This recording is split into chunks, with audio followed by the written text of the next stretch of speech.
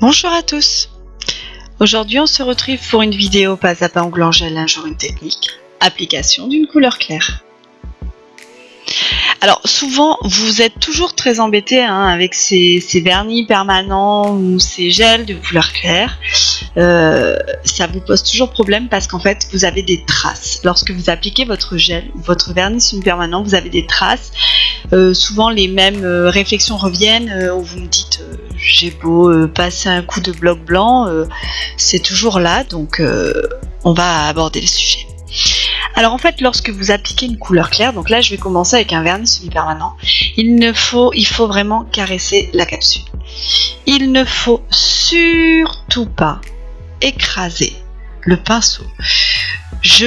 C'est limite si j'effleure pas la capsule avec le doigt avec mon pinceau. C'est vraiment très important cette action là, parce que si vous écrasez, c'est à ce moment là que vous allez vraiment faire les traces. Alors c'est pareil, c'est très important de ne pas avoir des traces dès la première couche, parce que si vous avez des traces sur la première couche, vous aurez beau faire tout ce que vous voulez, sur la seconde couche, les traces seront toujours visibles.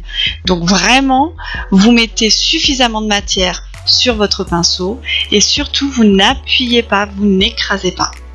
Sinon, lorsque vous écrasez, c'est là que les traits apparaissent. Alors effectivement, en plus, avec les couleurs claires, il faut essayer de prendre des produits de bonne qualité et qui sont assez pigmentés, parce que sinon effectivement vous aurez beau faire ce que vous voulez, il y a certains produits où les traces restent quand même. Donc j'ai fini avec le vernis semi-permanent. Là je vais vous montrer avec un gel. Ici c'est un gel peint, donc là je vais vraiment venir effleurer le produit sur la capsule.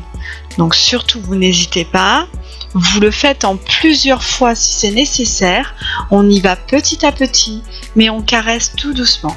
Essayez d'avoir le poignet souple et un mouvement léger, parce que si vous appuyez, ça va faire des traces. Tout de suite, il va y avoir des grosses traces. J'ai catalysé et là, je vais recommencer d'appliquer la deuxième couche. Pareil que pour le vernis semi-permanent, votre première couche de gel doit être bien appliquée, sinon les traces seront visibles dès la deuxième couche. Et on fait exactement de la même façon. On applique la première couche de produit et ensuite, pour la deuxième couche, on catalyse. Pour la deuxième couche, on vient également effleurer.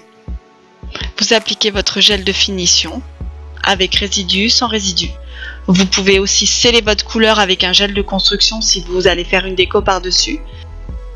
On n'oublie pas de border, c'est très important. On pense toujours à border ses côtés, le bord libre.